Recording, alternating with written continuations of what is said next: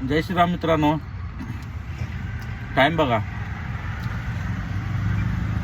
3:56 म्हणजे जवळपास 4 वाजले ते. आत्ता जेवायला बसलो. काय उशीर झालं सांगा बरं. सांगतोय का सकाळपासून बघतोय ट्रिप बघायलोय.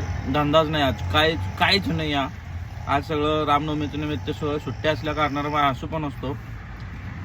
एवढा धंदा शांत आहे ना भावानो.